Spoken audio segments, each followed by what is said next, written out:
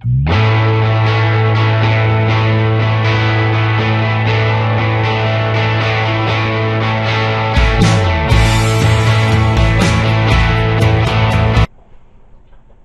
Addison here with ABS Fishing Tips and Tricks, and today I'm going to talk to you guys about the basics of fishing a tailed worm. And this is basically what a tailed worm will look like. I'm only going to talk about the worms with tails basically. There are other different types of worms like stickworms. In the future I'm going to post a video about stickworms, but today we're just going to talk about the tailed worms. Now first I'm going to talk about what really attracts bass to these tailed worms. Now what really attracts bass to these tailed worms is this tail. Now it always matters what types of tail that you get, so always make sure you're getting the right type of tail. Later in the video I'm going to talk about the different types of tails, but really, once you basically cast this bait into the water, or as it starts to sink, basically this tail will flutter, and that'll basically just make bass have a reaction strike to it. And when you're basically twitching the bait across the water, the tail will flutter as well, and that'll basically just create bass to have a reaction strike. So what mainly gives the worms the action is basically just this tail.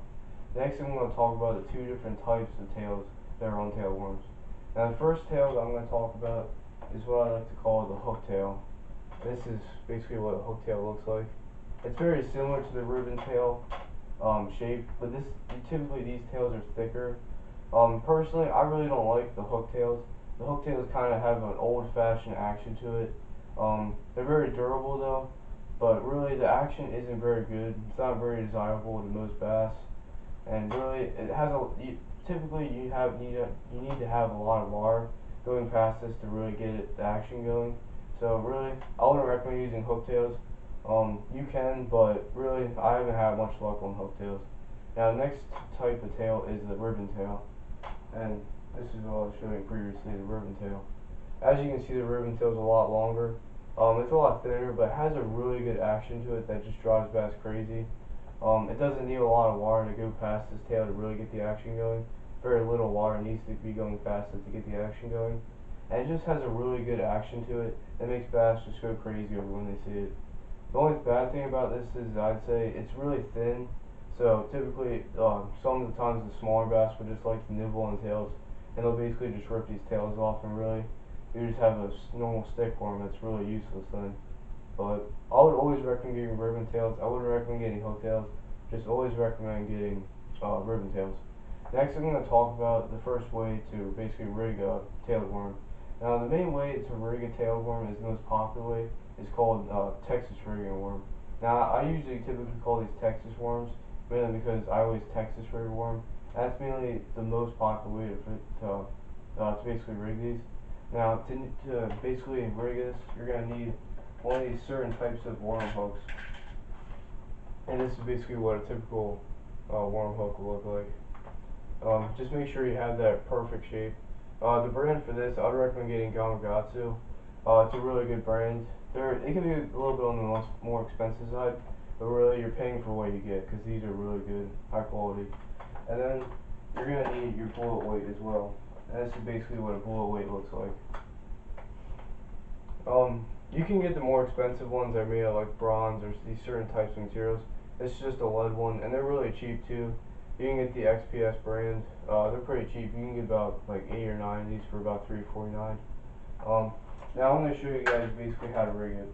So basically this is going to be our line. Whenever you have this, basically first you have to have your worm weight or your bullet weight basically on it. So it basically look like this.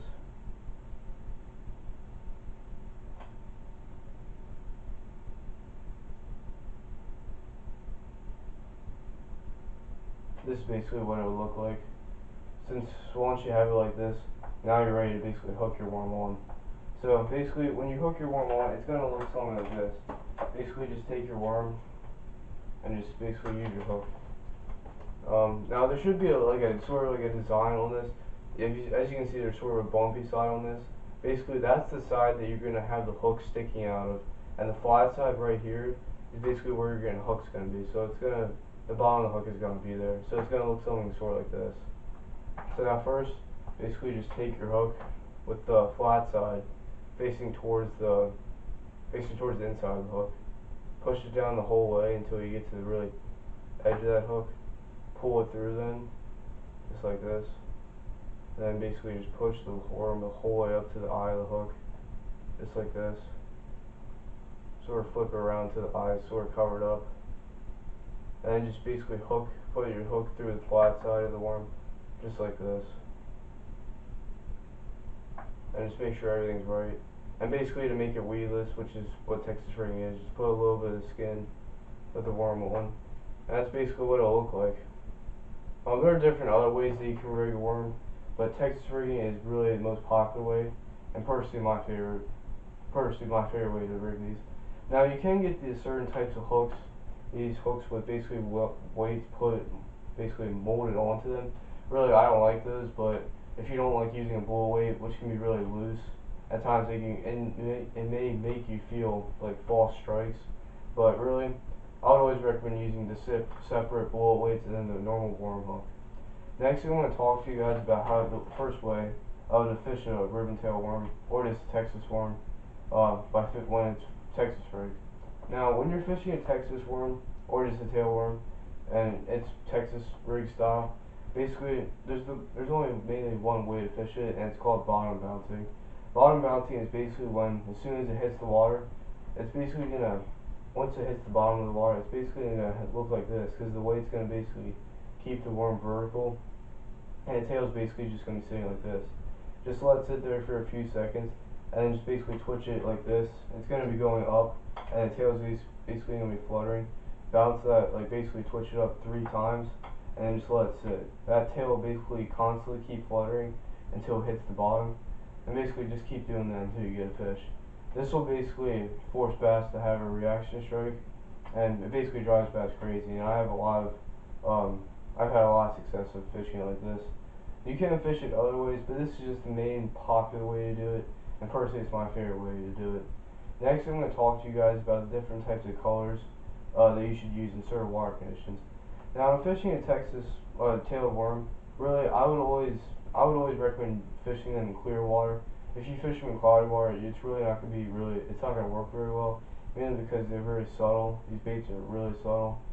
They don't have a lot of rattles. They don't put any vibration. So I would always recommend using these in clear water. But if you do use a Texas worm in cloudy water, always use very bright colors like green chartreuse, neon green, even bright red.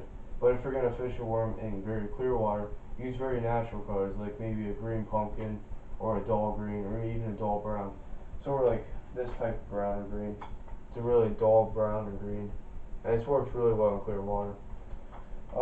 Basically, if you're fishing one of these tail worms in very cloudy water, the bright colors basically allow the bass to see the bait. But if you fish a worm that has a very dull color, so like this color, in very cloudy water, the fish won't see it.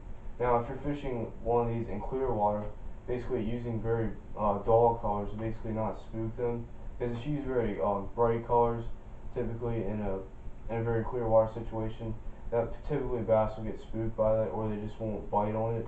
So just always make sure you're using the right color in the certain water conditions. Next, I'm going to talk about the certain types of rod and reel that you should use for these tailed worms. Now, typically, you can use either a baitcaster or spinning reel for these tailed worms. Really, it's a personal preference. Like for example, I like to use a baitcaster mainly because I feel like you just have more power, and I can feel my bait really well with a baitcaster. Sometimes I'll use a spinning reel to maybe just get farther casts at certain water conditions. But really, it's a personal preference for the type of reel that you should use.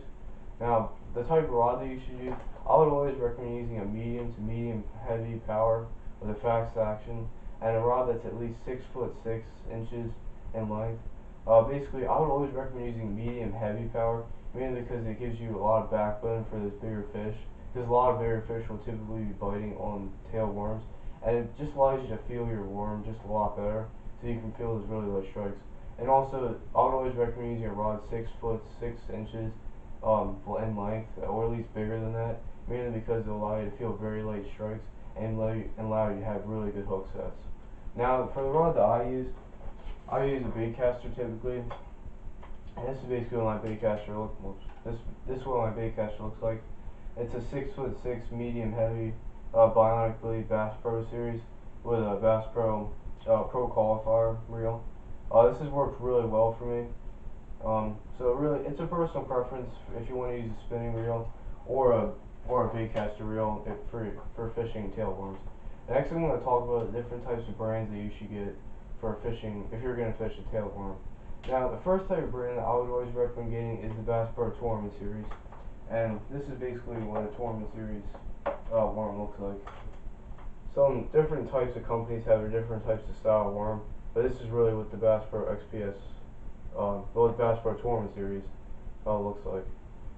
Typically, you can get these for about the 7-inch ones for about $3.49 for about 16 of them.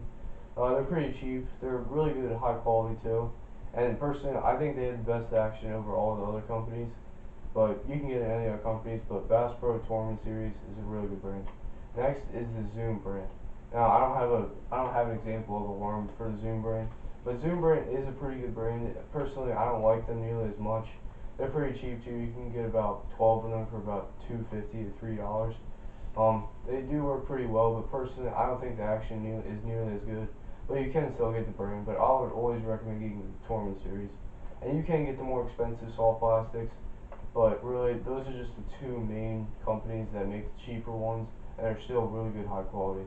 And one thing I forgot to tell you is basically these tail worms can be very long at times.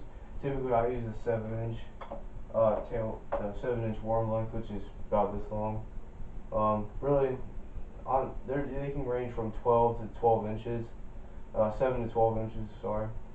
Typically, I use 7 inches mainly because for my type of fishing, I'm not catching monster bass, and really, 7-inch works well for me. You can experiment with the different types of lengths. 7-inch to 10-inch is really good range. 12-inch can be sort of overkill unless you're going for the really massive ones now. But really, always make sure you're using the right worm length so you can experiment with that. Well, I hope this video is very informational to you guys. Please like, subscribe, and I'll see you guys later.